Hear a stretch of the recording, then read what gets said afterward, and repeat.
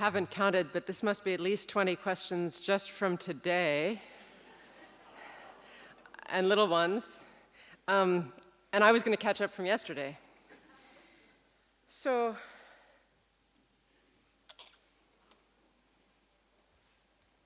I have to come up with a new strategy.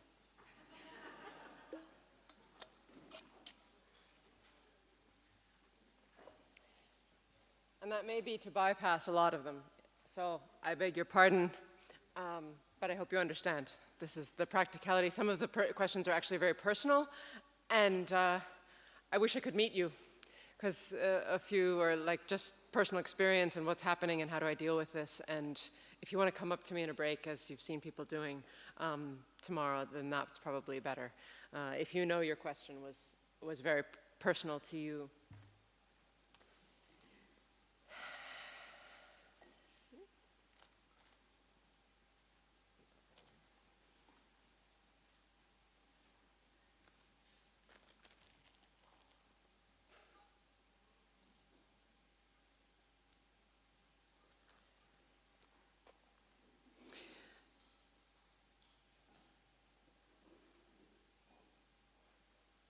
And apart from that, when there are questions really pertaining to the structure of different practices within Buddhism, Shamatha, Vipassana, Mahamudra, Dzogchen, and so on, it won't all come clear in the course of this retreat, because this retreat is so specifically focused on the Shamatha path as a preparation for Vipassana in particular. So I encourage you to, if you have those kinds of questions, do your research. There's a lot of material out there, and once you sort of choose the tradition that you feel most attracted to, whether it be Tibetan versus Theravada, or even within the Tibetan tradition, Gelug, Nyingma, and so on, as I said the other day, it's important to do one's own research, and then as you continue, if you wish to continue to listen to Lama Alan's teachings, more and more falls into place. Because as you've noticed, he's not giving a systematic presentation on Buddhist doctrine or Buddhist path structure or even Tibetan Buddhism. He's written some of those books. If you look back to some of his earlier books on, I think it's called something like Introduction. It's not exactly Introduction to Tibetan Buddhism, but the title is close to that. So obviously, I can't answer everything. But I will give, since I received this question twice, is Calming the Mind by Genlam Rinpa the same book as How to Practice Shamatha Meditation? Yes, that's the authoritative answer from Lama Alan. It was republished, I suppose, under a new title. I think that's the only truly short one. And you see, it's hard to even organize myself for now.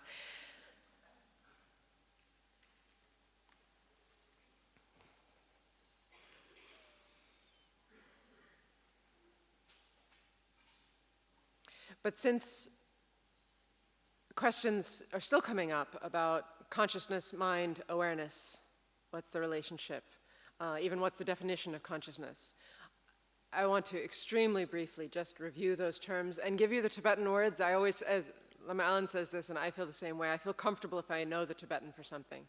And then when everything is a direct translation, then we know we're not playing with it and making something new of it in English. Because if it works, let's keep what works. So the definition of consciousness, which in Tibetan is a word shepa, which also could mean knowing. The word could be translated as consciousness, as in eye consciousness, ear consciousness, tongue consciousness, mental consciousness. That's all shepa. But in colloquial, you also say shigidu, I know. I know, I understand. It even means to understand. But the definition of that act of knowing, that's how I really want to put it.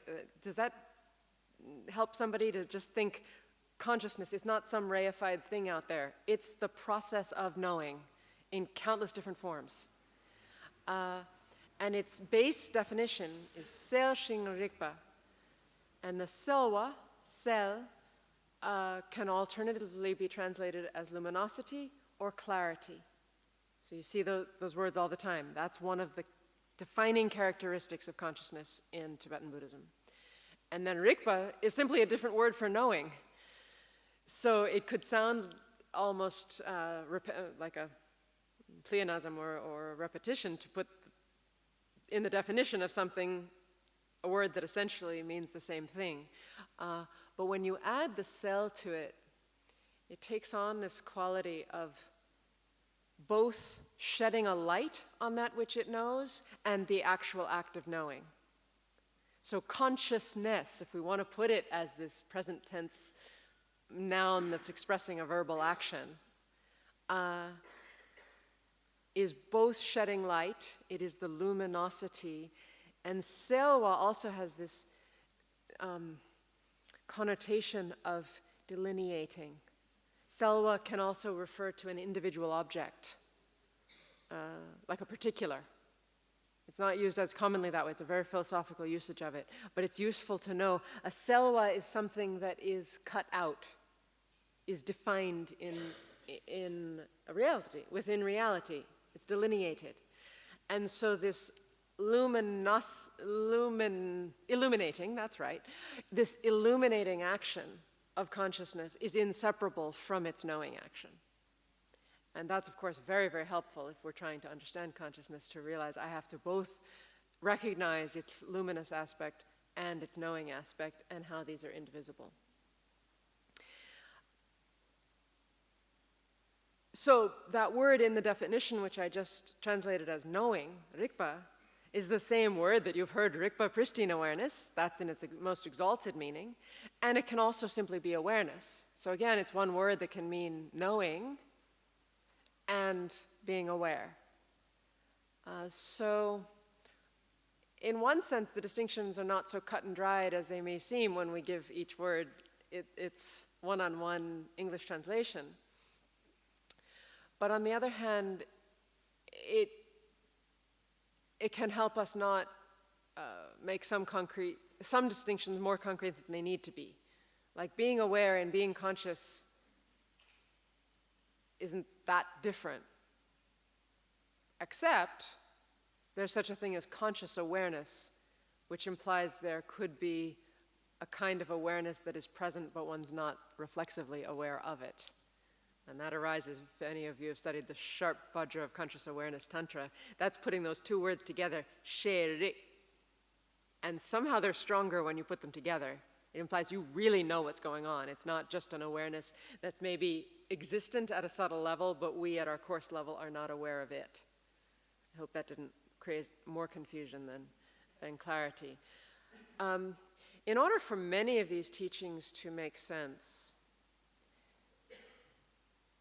one has to taste what is meant by coarse, subtle, very subtle. And this actually arises as a debate between schools, which I won't get into, but know that there's a plurality of views even within Tibetan Buddhism. But when in Dzogchen they say our present moment consciousness, our ordinary consciousness, is not separate from pristine awareness. It's hard for me to find an analogy, but it's been extremely helpful for me to try to think about this. So, as if you had a single light ray, let's call it a ray, and that analogy comes up, as one person noted from Open Mind, the Tsogyam Zangpo's essay where he talks about the rays of pristine awareness. And if you imagine at the tip of the ray there's a lot of static, and that's kind of what our coarse mind is. It's what it feels like. And we see that as soon as we try to do this practice of settling the mind in its natural state. We see all that static. We see the dullness. We see what's covering the luminosity. But as we purify through the practice of doing less and less and less, but staying crystal clear aware, this tip of the ray, it's as if it gets smoother and smoother, and it's not obscuring as much. And so the process of reaching shamatha would be like, and this is my own analogy right now, I'm really just speaking creatively to try to express something that I do have conviction is a way of understanding coarse and subtle. So it's like one's moving to the more refined level of a ray of consciousness that's all one ray. So it's not as if dropping into the bhavanga, you're suddenly another stream of consciousness. No, it's all one stream of consciousness. And that's why Jetsokapa, for example, could say that the subtle continuum of mental consciousness is what the substrate consciousness was always meant to refer to, but he didn't want to accept the substrate consciousness as something reified, something inherently existent. So what I'm saying here is, okay, here's course. We're refining.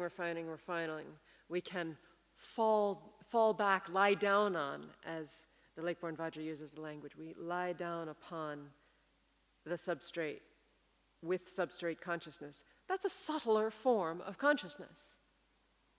But it's still totally luminous and aware, and that's why these qualities of bliss, luminosity, and non-conceptuality can be salient features of the state of shamatha.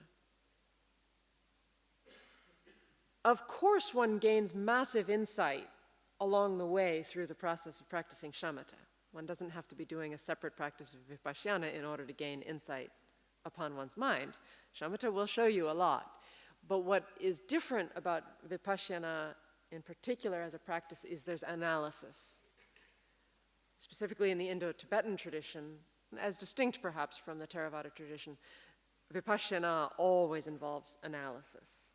So it's not just the insights that you get from your practice when you weren't analyzing, when you were practicing shamatha. It's a deliberate practice. And specifically when Lama Allen, most of the time when he's referring to then achieve vipassana, he's referring to the direct insight into the empty nature of me, the empty nature of a self that enables us to plummet, and I'm using the analogy again, plummet to the very subtle layer that is pristine awareness. And it's specifically within the Dzogchen tradition that you could do that in a straight line without any other additional practices, because you have been learning to sustain consciousness from a subjective point of view, from your watcher state of mind.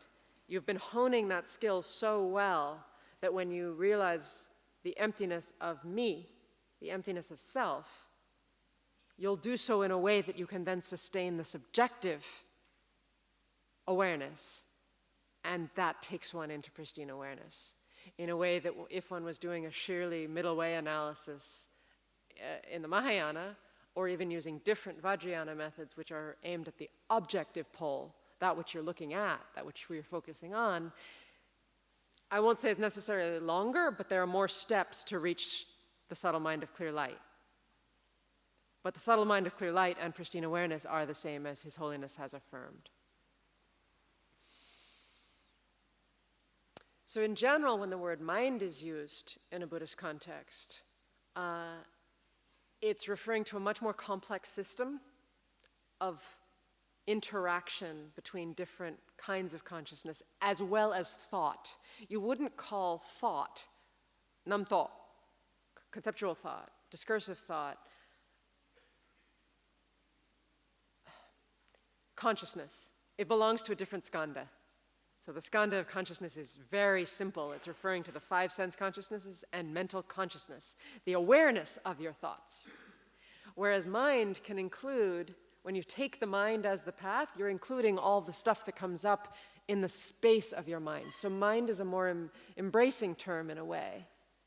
And it can include, you can have a mental affliction in your mind. And that's that more, as I say, embracing term, but you are conscious of it. I'm sure many of you have other native tongues, and you can figure out whether that makes sense in your own language.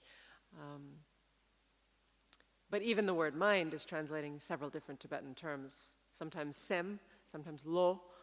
Lo is sometimes translated as heart, but it's not physical heart, and it's not necessarily heart even in the spiritual sense. Lo is more, sometimes it's intellect, sometimes it's this more embracing sense of a state of mind, a moment-to-moment way of being, configuration of your mind. So it's not easy. It's not easy. That's why some people may still be asking the question. And again, I hope that didn't further confuse.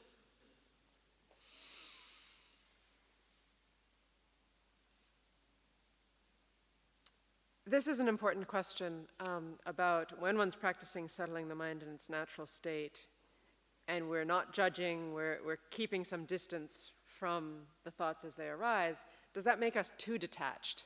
Does that make us then go out in our lives and not engage with things fully? And it's a very good question because it's a danger, it's a real danger.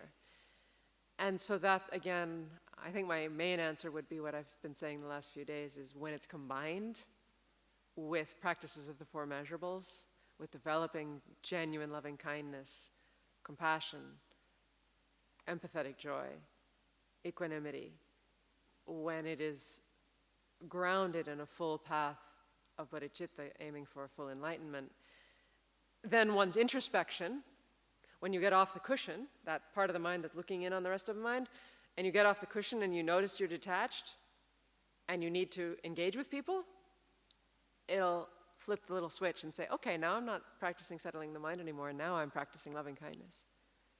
And then I do engage with the referent. That's the difference between what Lama Allen referred to as an image of, a memory of one's mother comes up, but you're not then going to attend to the person. You're just letting the image arise and letting the image go. That's totally appropriate for the practice of settling the mind in its natural state. When you're meeting your mother, totally different practice, because you're attending to, you're bringing this quality of attention that you've honed in meditation to then completely attend to the individual person. And actually, I just remembered some time ago, Lama Allen had suggested that I speak about the etymology of the word attend, which doesn't take much saying. It's just, tend, tendre in French means to stretch, but also to point toward. And so this whole constellation of terms, it's not a dry word. It's a very rich word that is an interpersonal word. It's taking care, tending to one's children, tending to a garden, attending to listen to somebody. And so if we can think of the very word attention in that way, it can help, I think, bring these two wings, as it were, of our compassion practice, our wisdom practice, as unified in shamatha. Whatever our particular method of shamatha is, if we take it with that heart of love that is attending to, then even settling the mind in its natural state doesn't need to be depersonalizing in any way. Because if one's subjective state of mind is infused with love, and then you're watching your thoughts, you can actually release your thoughts more easily if you're in a state of love than if you're kind of annoyed at your mind. I say this from experience. Being annoyed at one's mind is not a good way to start practicing settling the mind in its natural state. Any questions that are about issues of getting too tight? Relax. That's the other version of Bob Newhart. And it can sound too easy. It can sound too facile.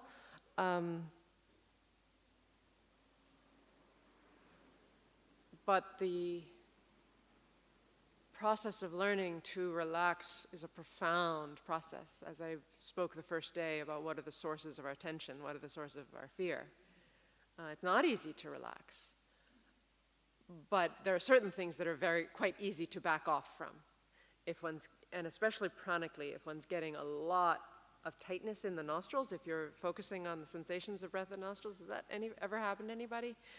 Your eyes start to get tight, or your nose, you get itching in the nose here. And that would be a time to switch deliberately with the full decision of your mind to full body mindfulness of breathing, Asanga's method. Likewise, if one's getting prana tightening in the heart, relax. I can be very frank that I have actually spent years of retreat releasing tightness of prana that had come in my heart from doing other practices correctly, but it just had drawn too much prana together. And so it can take much longer to release prana that has gotten too intense than it can to build that up in the first place. So this is again part of the logic, the wisdom behind Lama Allen's injunction to really work on shamatha primarily first, before trying to work too hard in the stage of generation stage of completion practices, because those really presume that one already has a very balanced system. And so practicing shamatha extensively is a protection from the imbalances that can arise from even correct stage of generation, stage of completion practice that is premature. It can be correct but premature. And if the vessel isn't ready, then it gets sprains, it gets broken bones. As a dancer, I know about that well as well.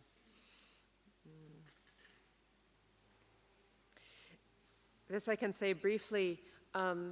If you notice that in the sequence of Asanga's method, it's described first as exhalation and then as inhalation. We've heard it many times at the beginning of a session, let the breath all the way out. It is useful to think of your breath starting with the exhalation. And so then if you are counting the breath in the way that Lama Allen just taught, you're counting the end of a full breath cycle. If you've breathed out and then you breathe in, 1, and then breathe out and in, 2. Personally, I find that very difficult. I'm much more comfortable counting the out breath. And I have heard Lama Allen acknowledge that's fine. He just doesn't want you to start meditating on the count. So going 1, 1, 1, 1, 1, 1, 1, 1, 1, 1. Oh, now it's the in-breath, 1, 1, 1, 1. I'm guilty, I've done it hundreds, thousands of times. But that's what he's trying to avoid, because then you're meditating on counting, not on your breath.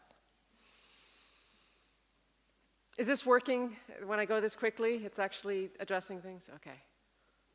Onward. Okay. Now it's a constellation of questions I received mostly yesterday and then one this morning around the bhavanga, the substrate consciousness. And certainly Lama Allen has given the full presentation on that. Well, not quite full. There's still the section on substrate, which he'll start with tomorrow. But you've heard a lot more content than even when these questions were written. What I still feel is worth addressing, though, is a question we've all come up with, which is, where did these crazy images come from? If you start practicing settling the mind, did anybody have that today? Like actually watching things more bizarre than your dreams? And you hadn't fallen, I mean, I know it's heavy, we're tired. I think we're all a little bit tired, yes? So maybe I wasn't the only one struggling with sleep this afternoon. But it's actually useful in settling the mind in its natural state to be able to be that relaxed, that you're watching your mind get sleepy, you're doing all you can to brighten it, especially on the in-breaths. And by brightening, it simply means raising the energy level of your mind. And that doesn't mean tightening and it doesn't mean contracting. And it takes practice to figure out what it means. How to raise the energy of your mind when you feel yourself sinking, qinghua, or sinking into dullness, without overdoing it and getting tight. Sometimes when we're on our own schedule, simply taking a nap is the best remedy, and then you go back, you try again. But sometimes if it's starting to get chronic, or the only time you can meditate is when you're tired, it's useful to learn to ride that relaxed, sleepy state of mind without actually falling asleep, without letting it get so dull that you're just not picking up any data, and realize that you can pick up data of these, as I mentioned the first day, the hypnagogic images, these dream images that are coming up, and that's what's arising in your mind. And if you start noticing more and more, it'll wake you up. If you start noticing more details of the colors and the shapes and the variety of those images, that itself will raise the energy level of your mind. Does that make sense if I say raising the energy level of your mind? So relaxation is not necessarily lowering the energy level of your mind, and this is key. It means expanding wherever there's tension. But one can expand without losing energy.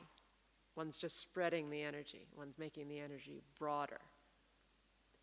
And so that's why the oscillation of releasing on the out-breath and then raising the energy on the in-breath can be so effective because you're, as I say, spreading away from tension and then lifting the energy of your mind. And if you do that in a sustained fashion, eventually you start to reach a new equilibrium. And it's a wonderful moment to see that you have a brighter mind than when you started your meditation. Not just that you didn't lose the clarity with which you began, that's the first balance, but you could actually increase the clarity. Technically speaking, we're not really expecting that until about stage 4, stage 5, where you can totally counteract medium and subtle laxity. But it's never too soon to start. If we don't think of ourselves as being at stage 4, we still lose the object completely. But to learn how to raise the energy of the mind and relax tension, it's essential to all meditation.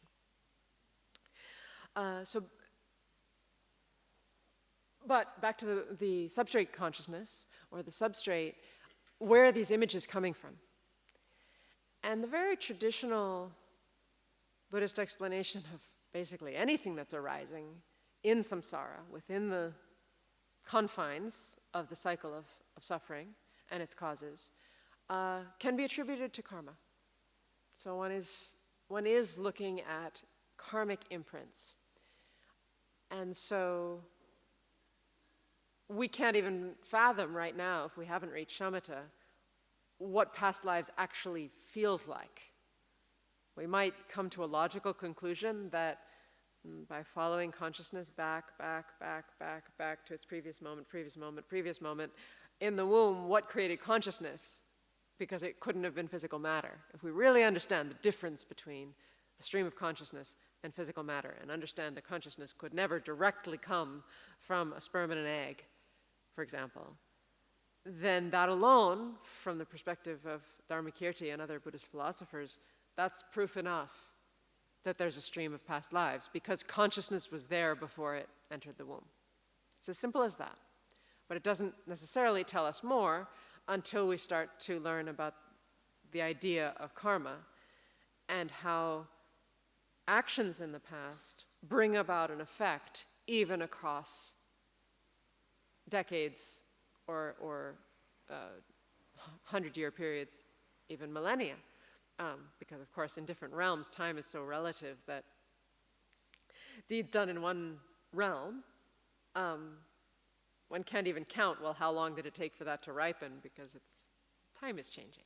The way that time counts is changing. I mean, when you really get into Buddhist cosmology, the teachings on karma, the kaleidoscopic flexibility of reality gets way out. And yet, as Lama Tsongkhapa in particular praised the Buddha for teaching dependent origination, where all things are empty of inherent nature and everything works perfectly, karma brings about its result, even across long, long periods of time.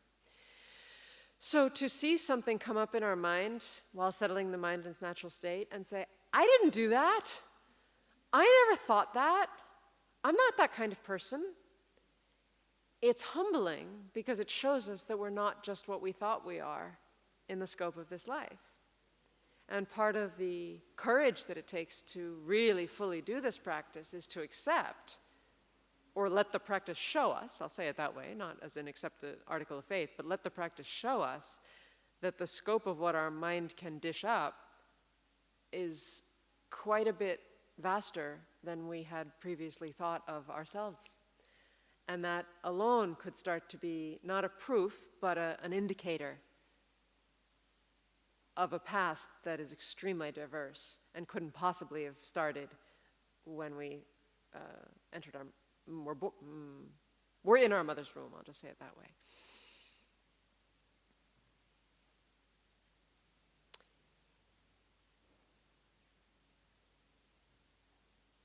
The intricacy and sophistication of Buddhist discussions on just how karma is carried from life to life is not a subject for this retreat. I happen to have done a lot of work on it in the course of writing my dissertation, but I haven't read my dissertation in several years. So I realized in thinking about something yesterday, I don't even feel qualified to talk about that unless I did serious review.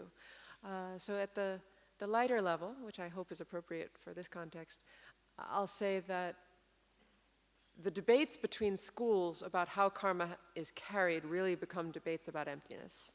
It's how subtle is one's view of emptiness that allows one to see how these past deeds can bring about their effect without staying anywhere that's inherently existent and apart from our normal consciousness existence, because there's that sense that, well, karma has to stay somewhere deeper than our moment-to-moment consciousness because we're not conscious of our karma.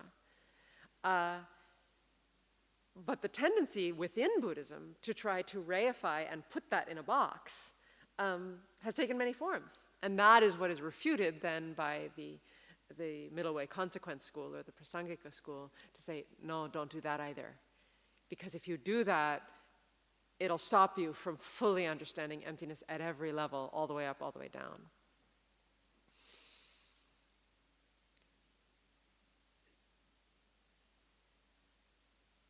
So personal identity, in every sense that we know it right now, according to Buddhism, doesn't carry from life to life.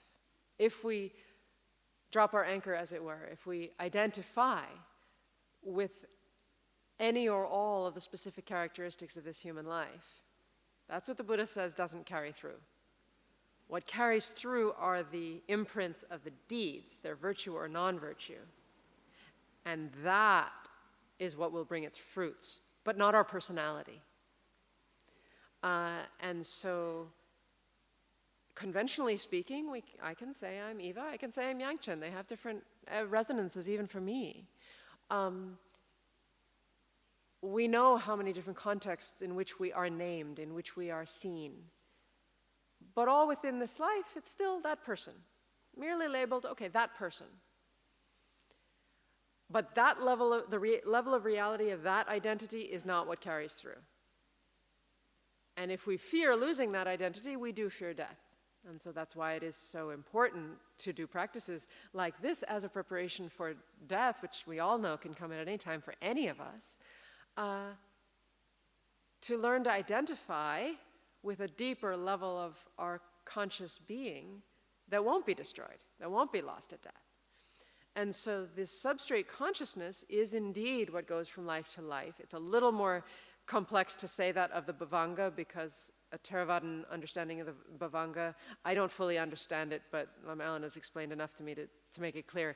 There are a few places where it differs from the substrate or substrate consciousness. So I feel more comfortable using the word substrate consciousness right now, but we know that experientially, it's almost certainly the same place that one's reaching upon reaching shamatha, in the sense of being able to experience it. But as for the continuum of consciousness that goes from life to life, which we can call the substrate consciousness in a Dzogchen context, we can call the subtle continuum of consciousness in a Gelugpa context. From a Prasangika point of view, it's not as if there are little seeds, little round things that hold information in them and they chug along in the substrate consciousness. Tsongkhapa rejected that. He said, no, that will still take you back into self-existence. His explanation has much more to do with the fact that the past can affect the future, and therefore the past exists, it's a functioning thing, but you don't have to go locate it anywhere. The deeds of the past, the imprints of the past, are bringing about their effect in the present and will in the future, without us actually having to locate them anywhere. And the place that he locates them is what's known as the mere I, which I know I will not fully explain right now, but I just offer you the seed to understand this mere I, the mere, just me. I also like translating it as just me. And that's the I that arises without grasping, without having grasped to a me that's held to be more than it is. It's just the collection that is me at any moment. And that could be me as a human being with 5 skandhas. That could be me in a bardo that doesn't have 5 skandhas or 5 aggregates. But the notion that the mere labeling of me is enough to enable karma to bring about its result over arcs of time. And so the continuum is not, the continuum that enables karma to ripen isn't even the continuum of consciousness. Tsongkhapa doesn't refute the continuum of consciousness. It says, yes, there's a subtle continuum of consciousness, but don't think that the seeds are stored somewhere in it. The stored seeds, the karmic seeds, the habitual propensities, are simply stored with merely being me and that process of labeling, which is why in Vajrayana, utterly changing the basis of designation for me can be so powerful as a practice if one understands it. But if one doesn't fully understand it, then it's just putting a new hat on, or putting a new costume on, or just adding some more supposedly divine pride to our puffed up human pride. Not a good idea.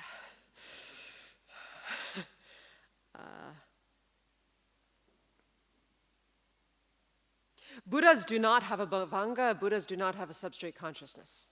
Extremely important to say. As I said, Buddhas do not have chakras. Chakras, the channels, are part of rebirth in a particular body, in an embodied being in samsara. The substrate consciousness, as many of you may know if you've studied the revelations of Dujom Lingpa, it's all a mistake. The substrate itself is of the nature of ignorance, as I heard Alan say today. The substrate consciousness arises as a misunderstanding of the ground. This is pure Dzogchen now that I'm speaking. So the vipassana, technically the accent should be on the end, vipassana. The vipassana on the nature of the mind, for which we are prime candidates when we have reached shamatha or very close, cuts through the very grasping that makes us have a substrate consciousness at all. So we'll still have it as long as there's still karmic propensities to be purified. But once reaching total enlightenment, once evaporating into rainbow light upon reaching total enlightenment as a great transference rainbow body, the substrate consciousness, I don't even want to say disappears without a trace. It's that you have realized it never was really there in the first place, which may be what Tsongkhapa had in mind also. And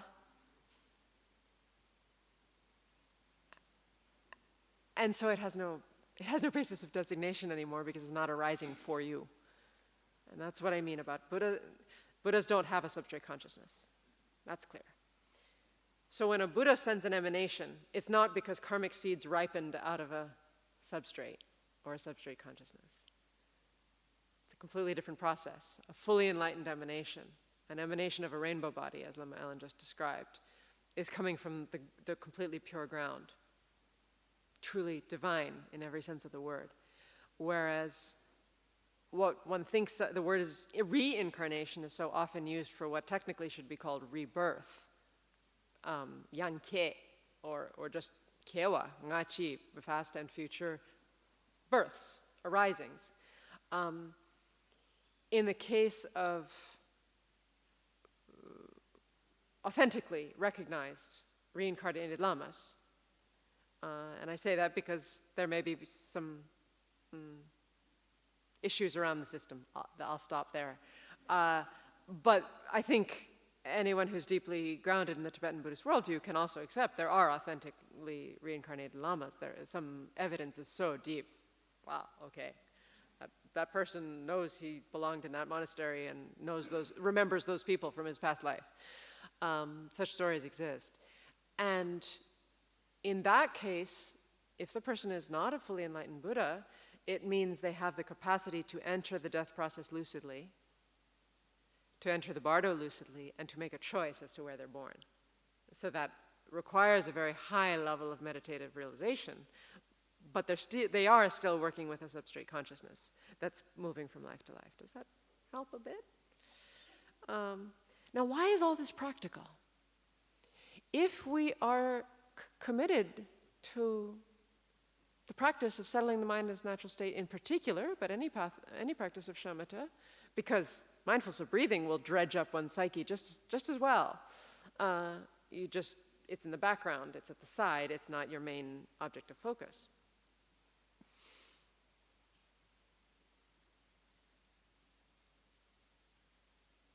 It helps a lot to realize we're not just purifying this life. We're purifying seeds that we've carried for a very long time. And by honing in directly, opening the Pandora's box of our mind and looking straight at it, we have an opportunity for purification, which again, from a classical point of view, is priceless to be able to purify that much karma. It's not easy. It can be quite painful at times with the upheavals that arise, many of which are not pleasant. But there can be a certainty. This is purifying karma at a dizzying rate.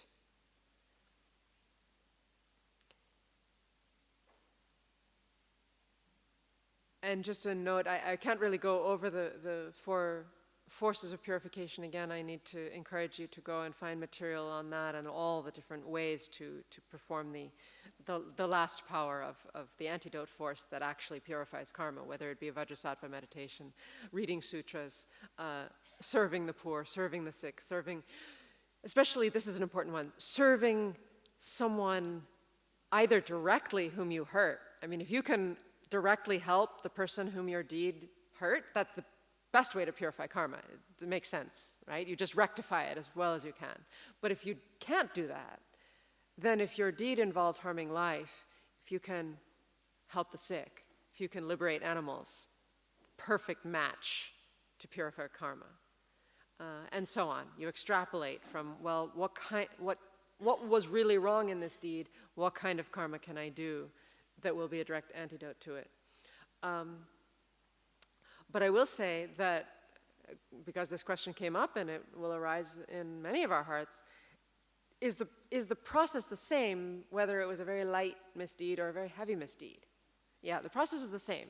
The amount of work required is different. There are some things that if we say an unkind word to somebody and we catch it right away and within an hour we've done the 4 forces and we go apologize, we can be pretty sure that within that hour that deed is gone. Don't worry about it anymore. Let it go.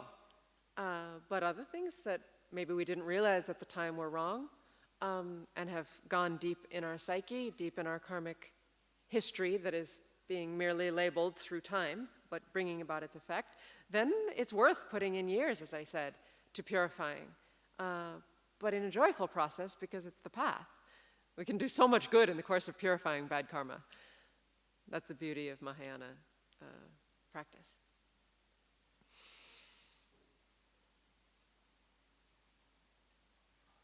So don't be afraid when awful things come up in settling the mind in its natural state.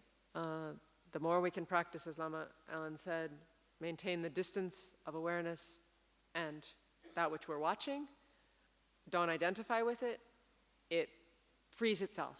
Rangdra, it purifies itself. I hope this should be clear by now, but someone wrote it down. What's the difference between observing a thought and thinking a thought? This is the first thing we all have to know to do this practice. The more you can rest in the simplicity of awareness just by itself, the more obvious it will be the difference between that and the thoughts that arise. So generating a thought, if a nursery rhyme doesn't help you, you can take a mantra, you can take a sentence. Sometimes just hearing your mind say a sentence as you're sitting there, like, oh, I have to remember to do this. And you catch yourself. At the moment you have identified that as a thought that passed through, you've already made the distance. You're now observing. And if you can watch where that thought ends before the next one comes, as Lama Allen said, then you're on the track, as it were, to watching the flow of thought, but you're not in it. In it means you're just thinking about going to the store. You're not noticing a thought go by that says, I need to go to the store. And this just takes practice to get that difference. when you can withdraw very far into awareness, as we did in the most recent meditation, there's a point at which you can start to hear your mind like a radio. It actually feels that distant from you. And this is some of the subcurrents, the more subtle things. I've had this experience recently, that it starts to feel like a crackling radio, and you hear different people's voices. And it may be somebody you spoke to recently. It may just be a random voice. You're not sure quite where that's coming from. And don't worry about it. You're not going crazy. You're just watching the undercurrents.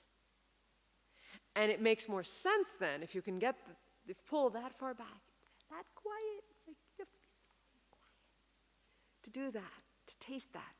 Then it makes more sense why random thoughts come in when you're at a slightly coarser level of mind. And you're more out there and watching, where did that come from? If you were subtler, you would have seen there were 15 other voices going on at almost the same time, and one of them just happened to be louder. And this is what Lama Allen meant about the Tibetan's okyu, literally under movements, or as he said, subconscious movements of the mind. But that can't be forced. You can't suddenly get there. It comes from thousands of hours, as we've said, of gaining that distance between the stillness of awareness and the movements of the mind. And someone asked me about this before, and I just want to say it to everyone. If you have any difficulty in finding the stillness of awareness, relax more.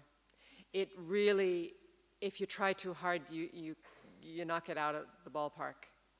It's so simple. It's just looking at somebody's eyes. You just look.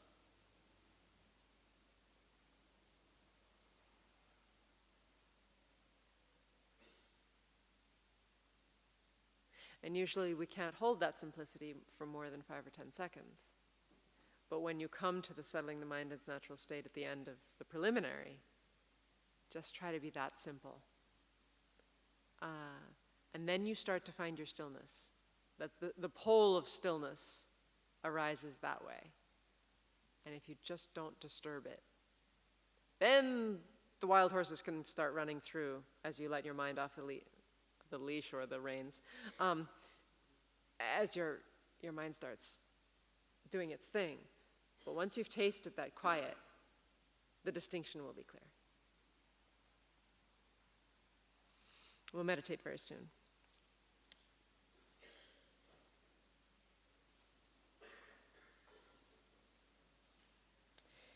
Yeah, I think a lot of the other questions come around the theme of gurus and how to find a teacher, how to be our own mentor. As we saw in the text today, being our own mentor doesn't mean talking to ourselves while we're meditating. Because that came up of, well, how do I distinguish between the instructions I'm giving myself while I'm meditating and the thoughts that are moving through my mind? I'm not making fun of that, because we've all done that too.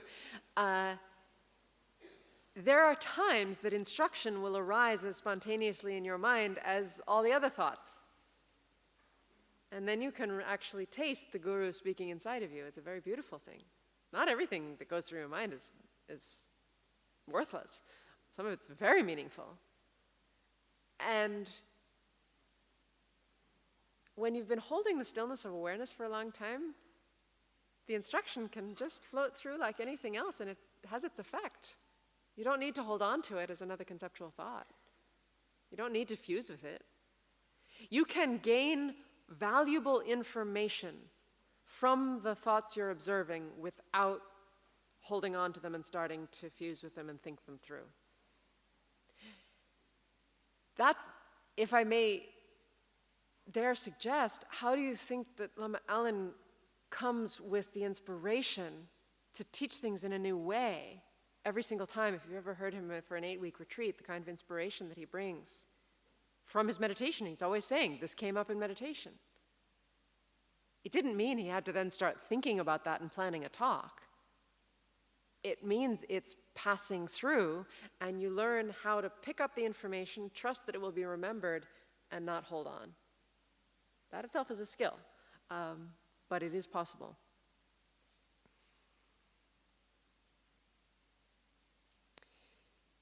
So I don't think there's too much more I can say about how to find a teacher. The practice we did yesterday, we'll do a little more like that now. We plant the seeds in our heart like anything else. We plant the aspiration. We keep looking for teachings. We said there's a lot available now. We have access to teachings all over the world through the internet. And then we have to make wise choices and discerning choices. And it never means we just have one guru. We could have 40, we could have 10, we could have 15, we could have 5. So the process of finding a root guru sometimes can't be so deliberate. If we, and this is my experience again, if I worry about it too much, then it just creates dissonance, actually, in one's practice. But if you feel that you're not certain about who is my main guru, who is my root guru, fine. Call upon the archetype. Call upon Manjushri. Call upon Avalokiteshvara. Call upon His Holiness. If you want, it's somebody who you know is alive and you have a connection to. There are so many levels at which Guru Yoga can be authentically performed. If you have an empowerment from one Lama and another empowerment from another Lama, you can do the Guru Yoga for one practice with that Lama and the Guru Yoga for another practice with another. It's fine. They're not in competition with each other. And the more one eventually starts to see all authentic teachers as many faces of one divine guide in one's life, that's a natural progression of the path. There are specific quotations and texts on that the deeper we go, the more there will be a unification taking place. But it can't be forced. But I would definitely say, do not delay practice because you're waiting to meet the perfect guru. Because it kind of usually goes the other way. We practice well, and then the guru manifests, and may manifest in a different form later. So don't worry about that too much. And being one's own mentor has a lot to do with in-between sessions, examining how that session went. It's very useful to keep a meditation journal. It's very useful to look in hindsight at how did that practice go, and then thinking through the day, how is my day in accord with my meditation practice? How is my day in accord with my motivation? How do I want to save enough energy so I stay awake in my evening meditation, for example?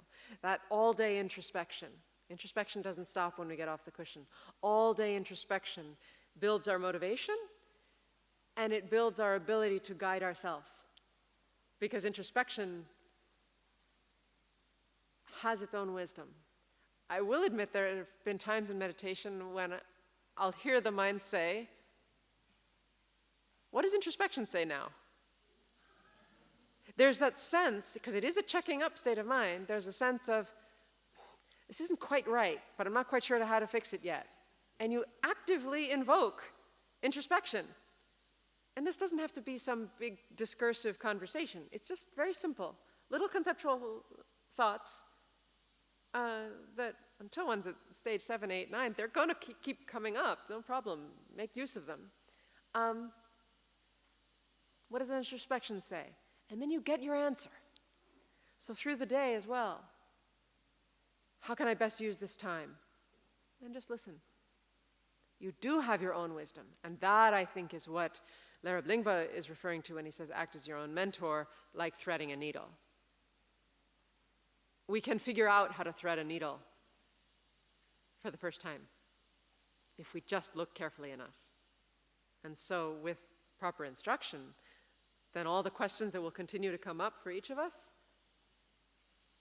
we can find many answers just by asking ourselves. But not without instruction altogether, and that's the balance between, yes, a deluded mind cannot free a deluded mind on its own power, but once a deluded mind has authentic instruction, it can tap into its own wisdom in order to follow that instruction optimally. Okay, so let's meditate.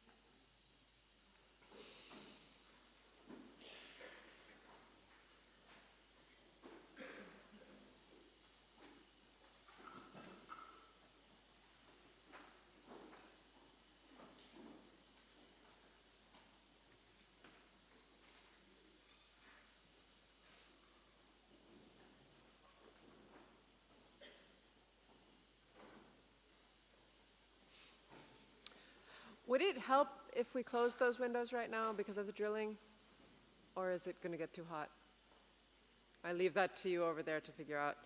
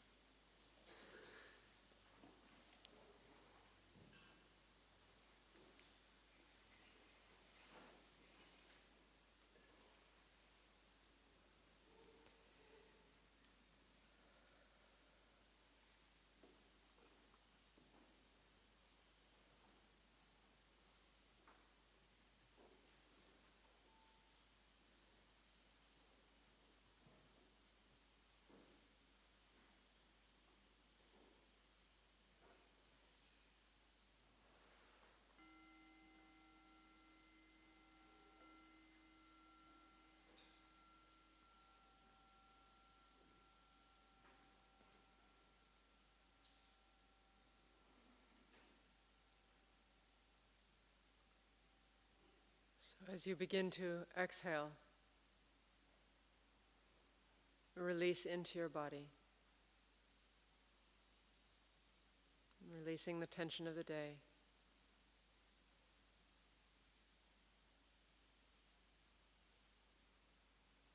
Trying to feel as quickly as possible as one piece, the whole circuit of energy from your toes to your fingertips to the crown of your head. See how quickly you can tune into the total state of your body.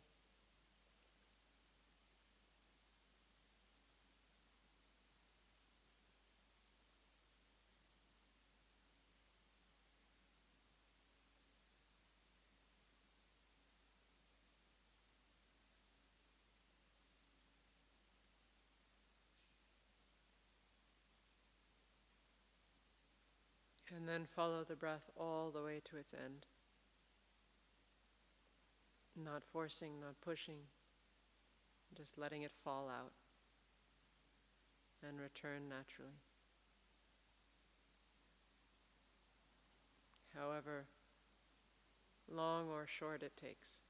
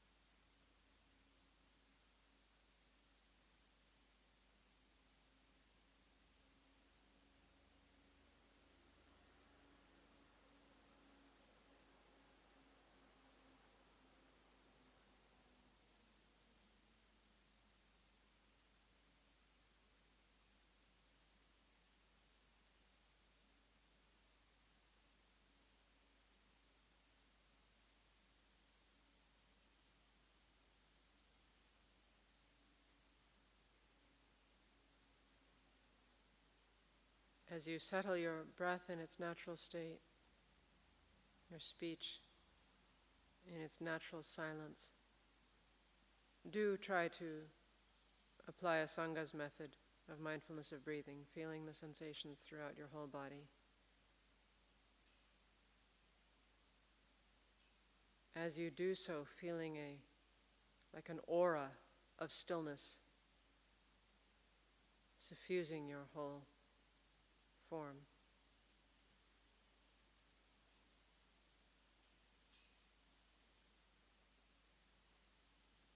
Almost as though you were a perfect statue, in whatever posture you've assumed, you can imagine an exquisite piece of art expressing that posture. So let that intuition of beauty guide you to your natural, whole posture. Every part of your body participating, but utterly relaxed.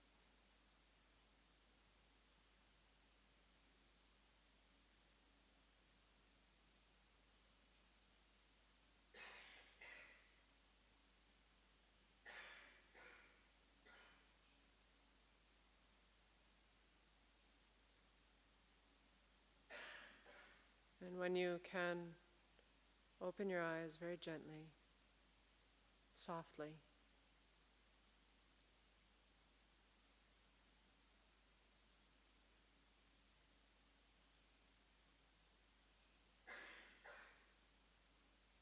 As if you were sitting across from someone you know very well. You feel very comfortable just looking into that person's eyes, sweetly, gently.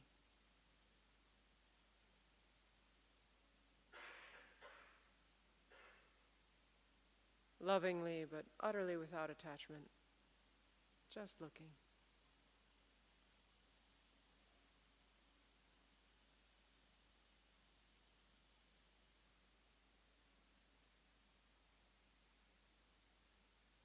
And notice the state of awareness you bring to this.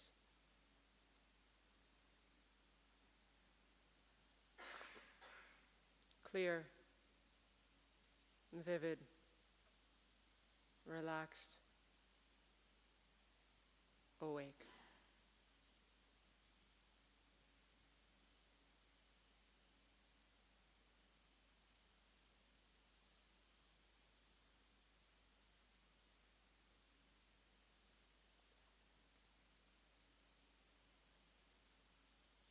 And then if you need to close your eyes to bring your mind and energy into your heart, that's fine. But as we've done before, call upon your own vision right now of your life's deepest purpose.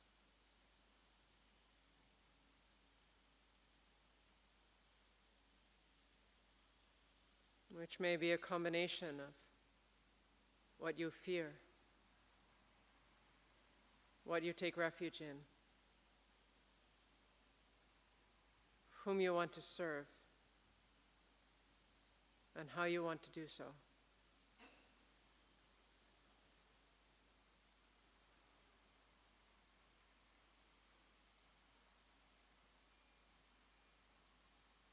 Most importantly, right now, call upon your deepest resources of courage. The courage to experience yourself beyond this one life, beyond this one personality, beyond this body that you know.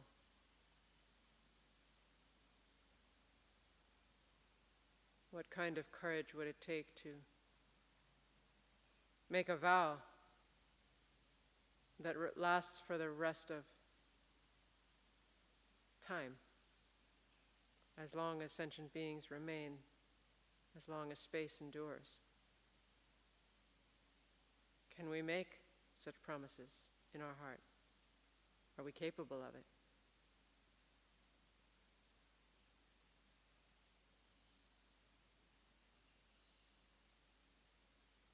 Can we dream of the level of our being at which those promises make sense? When it's perfectly clear that the human individual we see ourselves as right now couldn't possibly serve every living being at once.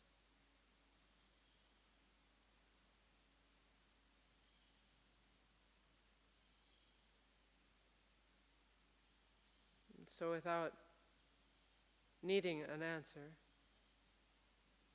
still ask the question, who? Who has courage? Who makes a promise? who longs for highest fulfillment.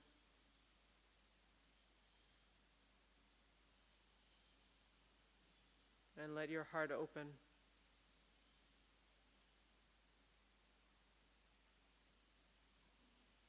Knowing you'll never be able to put your finger on that who, yet still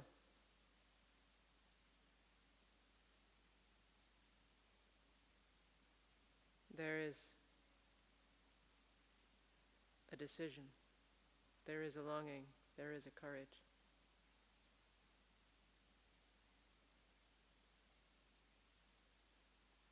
And there is awareness.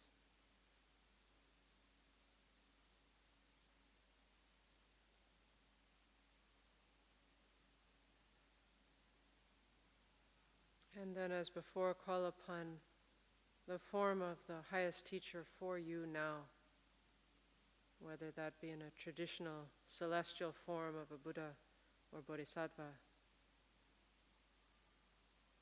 or in the form of a teacher you know, in the form of a sublime historical figure whom you see as divine, whom you trust to have embodied the fullness of enlightenment.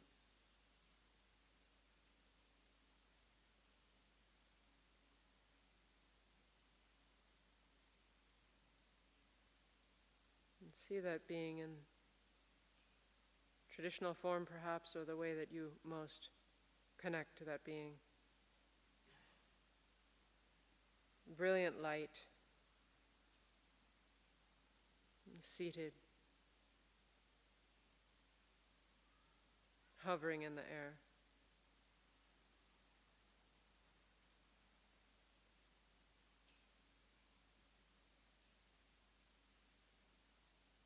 And from your heart, express your reverence.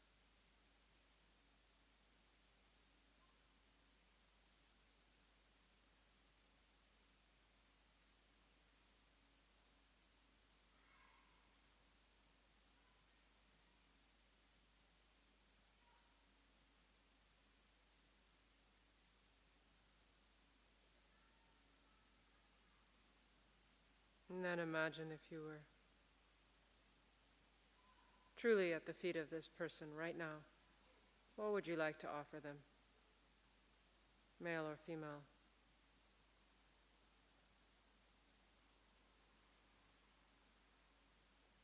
What expression of your goodness would you like to place in their hands?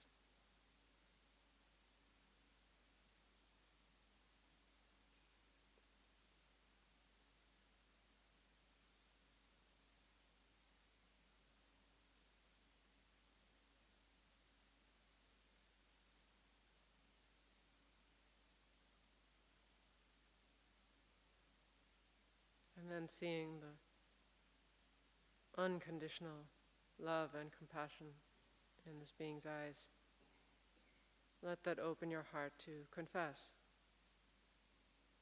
whatever it is you most need to confess right now.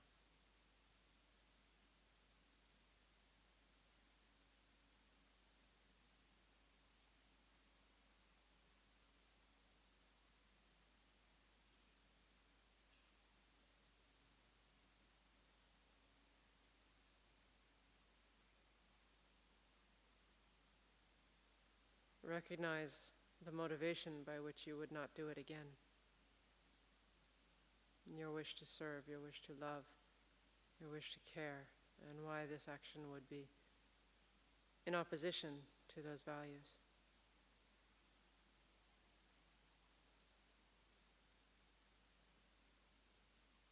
And then make a resolution to purify, whether it be large or small, whatever it was that you confessed.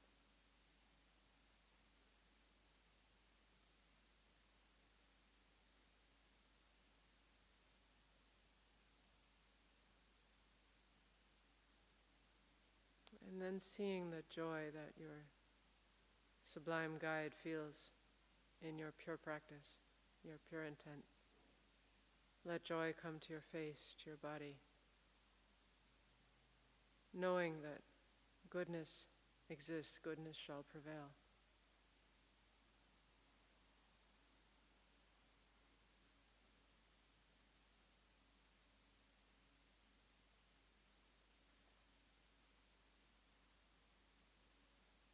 And then make a very specific and pointed request for this being to manifest for you.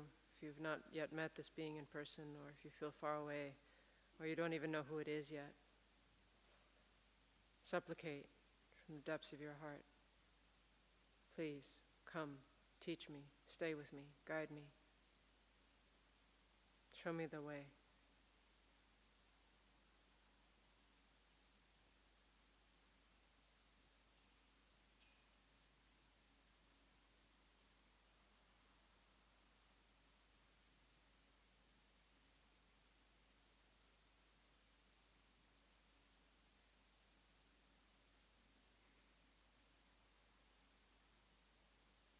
And then recalling again your purpose, your motivation, dedicate even this sequence of prayer to that purpose. All the practice we've done today to that purpose.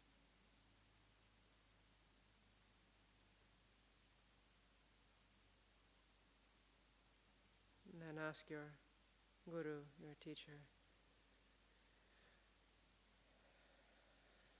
to melt fully into light and come to the crown of your head.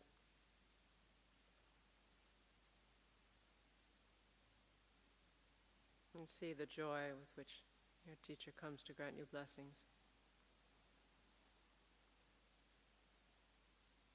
Now hovering above your head in a very small, bright, brilliant form.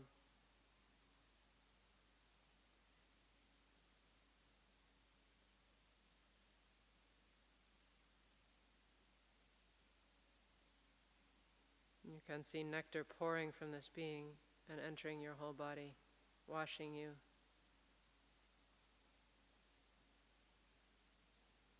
Down to the tips of your toes and filling you with golden light, the light of health, the light of strength, the light of vitality.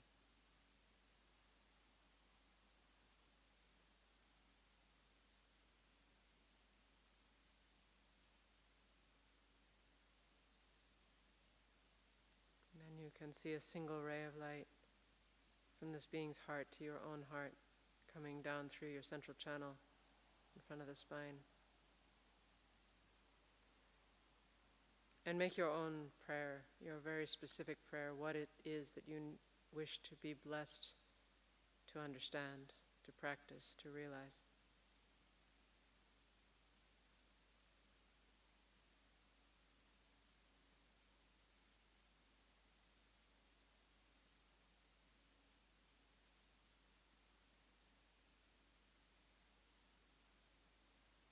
And then see that being of light actually descend into your central channel,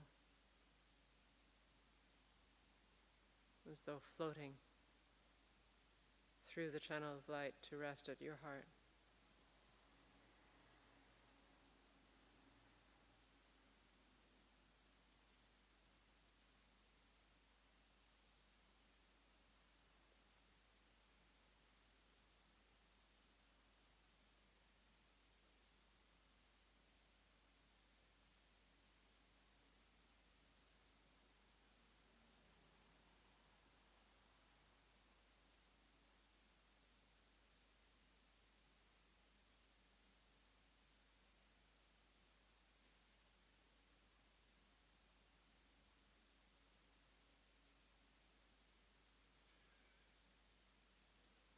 And see that light fill your whole body,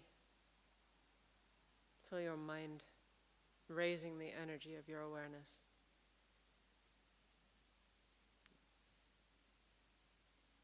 Let that expand beyond your body, opening your eyes if you wish.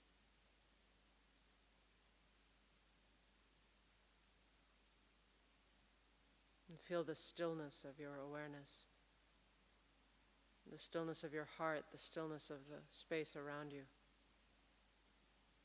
Your awareness encompassing it all, inside and outside.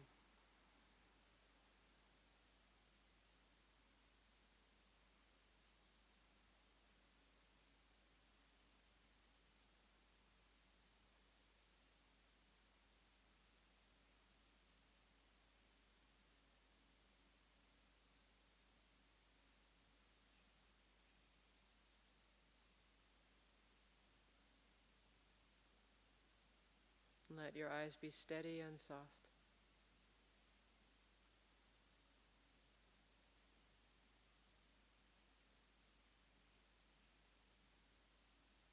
The expression or the symbol of your whole awareness, which is not confined to your eyes.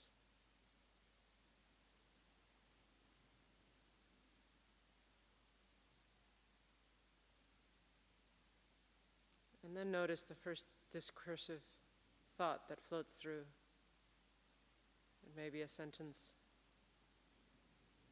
maybe a word.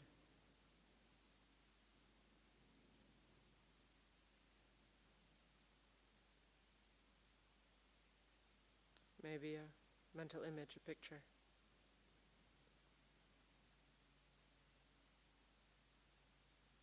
And simply watch it until it disappears.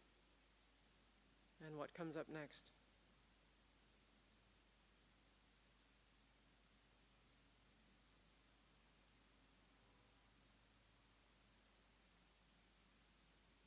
If you feel distracted by objects of the senses, such as sound or sight, discomfort in the body, try to notice the mental component, how those appearances are arising to your mind as something just in the mind, not associated or not bound to the sense power. So, how do you identify a sound? That's already conceptual, so it's already part of the mental faculty. Do you have a reaction to a sound? That's a subjective impulse. So objects of the senses need not distract us as long as we can keep noting their mental component. And then we keep our awareness single-pointedly focused on the field of mental objects, that which is known by mental consciousness.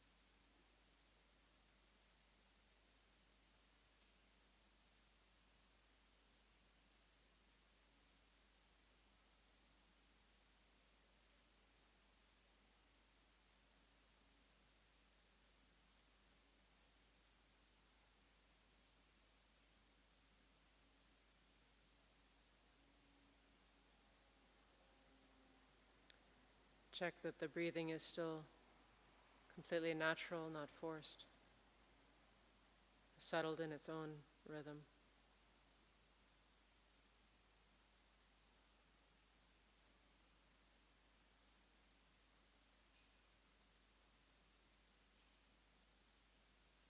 And check again the stillness of awareness.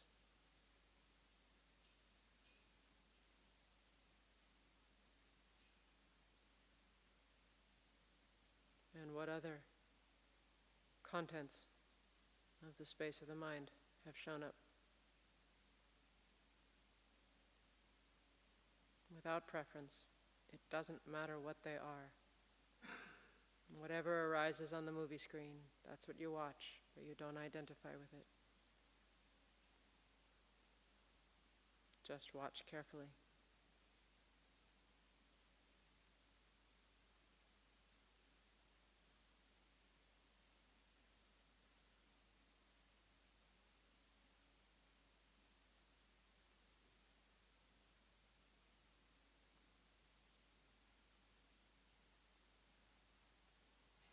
And here we are emphasizing watching those pictures, those thoughts, those subjective impulses.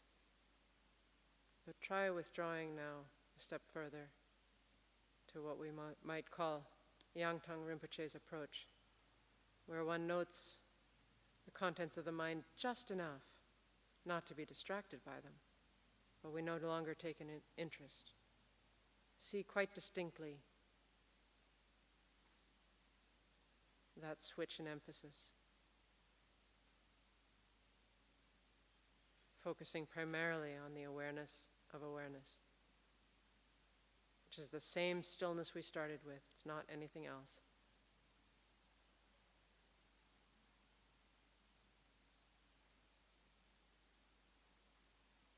So simple, so relaxed.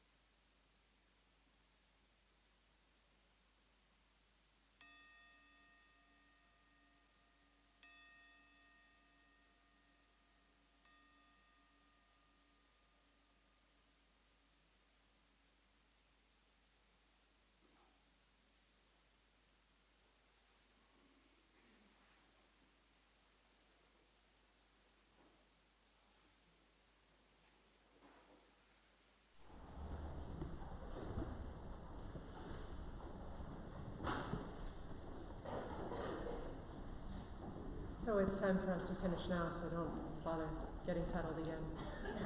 Thank you. I hope this was helpful. And if you really have more questions, you're still welcome to put them in there. I now have to review everything I've seen and see if there's any more really salient points.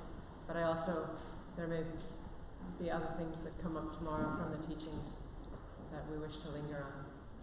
So, thank you. Have a blessed night, and carry your practice home. Introspection is always working, reminding us to be mindful of what your practice is for this hour, and the next hour, and the next hour, and it can shift, but you always have a practice. Good night.